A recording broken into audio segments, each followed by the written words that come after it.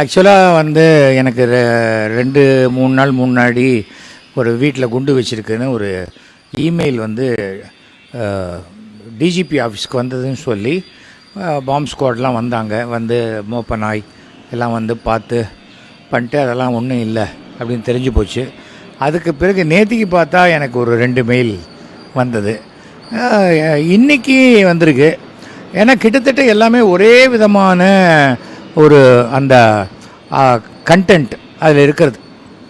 எங்களை தேடி பிடிப்பது சாத்தியமே இல்லை, நாங்கள் இங்கும் இங்கும் இருக்கிறோம், மனசாட்சியாக இருக்கிறோம் அப்படின்னு போட்டு பெரும்பான்மையும் சிறுபான்மையிற்கும் மோதச் செய்வது தான் நோக்கம். இதெல்லாம் போட்டுட்டு இதுக்கு அடுத்தது வந்து அவங்க போட்டிருக்கிறது,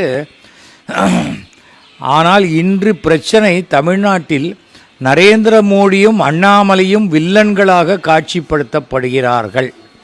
சங்கராச்சாரியார் விஜயேந்திரர் புறக்கணிக்கப்படுகிறார். சிபி ராதாகிருஷ்ணன் ஆன்டி திராவிடன் என்று சொல்லப்படுகிறார். ஆனால் எஸ்வி சேகர் மட்டும் பச்சோந்தி போல நம்முடைய கோட்டைக்குள் நுழைந்து விட்டார். மோடி அண்ணாமலையை பழி சொல்லியும் சங்கராச்சாரியார் விஜயேந்திரரை ஒருபோதும் விமர்சிக்காமலும் இன்று அவர் நல்லவர் போல் நடித்து வேஷம் போடுகிறார். அப்படின்னா இது யார் அனுப்பிச்சிருக்காங்க அப்படிங்கிறது தெரியலை. அது போலீஸ் கண்டுபிடிப்பாங்க. இதில் என்னென்னா டிஜிபிக்காக அனுப்பிச்சிருக்காங்க தவிர வந்து இதில் வந்து 2 பாம்பு வச்சுருக்கு. எஸ்வி சேகர் வீட்டில் இது போட்டிருக்கு. சர்ச்சிங் டெக்னிக்கை வச்சாலாம் கண்டுபிடிக்க முடியாது அப்படின்னு போட்டு இது மொபைலில் நாங்கள் ஆக்டிவேட் பண்ணிவிடுவோம் அப்படின்னு போட்டிருக்காங்க. இது வந்து மலையாளத்தில் ஃபார்வேர்ட் பண்ண ஒரு கடிதமாக இருக்கிறது. சில சமயம் பார்த்தா உதயநிதி ஸ்டாலின் பேரில் வரும், அப்புறம் என்பன் உதயநிதி ஸ்டாலின் வரும், என் பையன் அஸ்வின் சேகர் பேரில் இமெயில் ஐடி கிரியேட் பண்ணுவாங்க. எல்லாமே புதுசு புதுசாக இமெயில் ஐடி கிரியேட் பண்ணக்கூடிய ஒரு கோழைகளாக இருக்காங்க. இதில் என்ன இருக்குது, ஒரு கருத்து இருந்தால் அதுக்கு எதிர்கருத்து சொல்ல வேண்டும். ஆனால் நான் எப்போ பிஜேபியிலேருந்து வெளியில் வந்தேனோ அதற்கு பிறகு தான் இந்த மெயில்கள் அதிகமாக வருகிறது. ஆனால் அது யார் காரணம் என்னங்கிறதெல்லாம் நான் சொல்ல தயாராக இல்லை. நான் இன்று என்னுடைய நண்பர் மாண்புமிகு தமிழக முதலமைச்சர் அவருடைய நட்புக்காக நான் ஒரு முடிவு எடுத்திருக்கேன். நான் திமுகவை ஆதரிப்பதாகவும் அவர் கேட்டுக்கொண்டால் தமிழகம் முழுக்க நான் போய் பிரச்சாரம் பண்ணுவேன். இன்றைக்கி கூட அண்ணாமலை போட்டிருந்தார், அண்ணாமலையை பிரச்சார பீரங்கியாக பயன்படுத்த பாஜக முடிவு செய்துள்ளதுன்னு நான் போட்டேன். ஐ எம் வெயிட்டிங்னு போட்டேன்.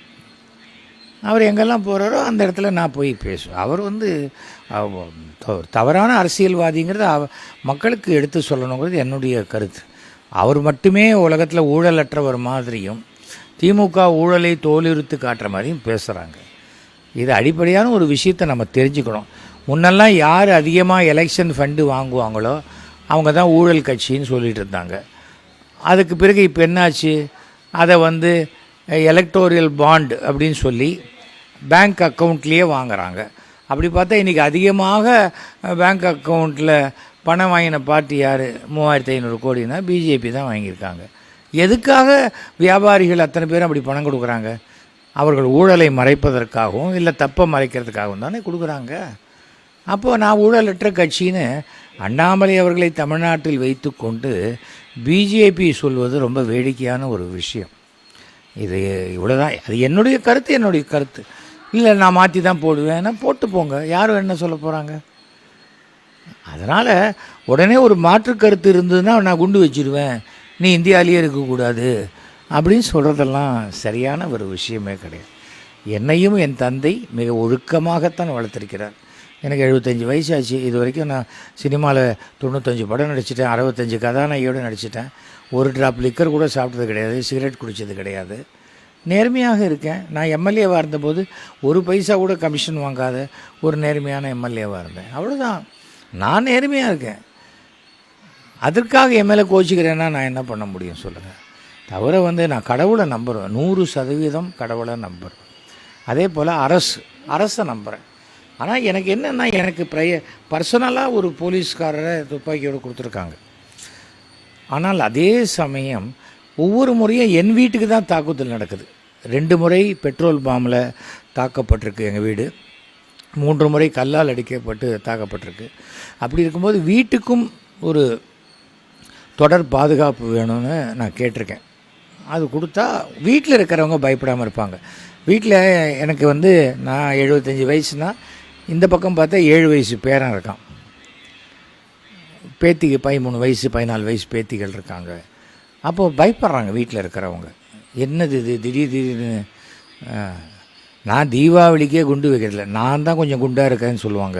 இப்போ அதுவே நான் இழைச்சிட்டேன். இப்போது அப்படி இருக்கும்பொழுது குண்டு வைக்கிறேன்னா குண்டு வைக்கிறதுன்னா அவ்வளோ சுலபமான வேலையா? தமிழ்நாட்டில் போலீஸ்லாம் தூங்கிட்டு இருக்குமா? சும்மா எதிர்கட்சிகள் ஏதோ பேசுதுங்கிறதுனால போலீஸுக்கு வந்து பவர் இல்லை, போலீஸுக்கு ஒன்றுமே தெரியாது. இன்றைக்கி வேர்ல்டில் இருக்கிற லேட்டஸ்ட்டு டெக்னாலஜி இருக்குது. ஒரு நாள் அல்லது இன்னொரு நாள் இந்த மாதிரி இமெயில் திருடர்கள் பிடிபடுவார்கள்ங்கிற நம்பிக்கை எனக்கு இருக்குது. என் மேலே அக்கறை கொண்ட நிறையா ஃபேன்ஸு ஃப்ரெண்ட்ஸ் எல்லாம் ஒன்றும் ஆகாது சார், நாங்கள் இருக்கோம் சார், நாங்கள் ப்ரே பண்ணிக்கிறோங்க. அவர்களுக்கு என்னுடைய மனமார்ந்த நன்றிகளை நான் தெரிவித்துக் கொள்கிறேன். தேங்க்யூ.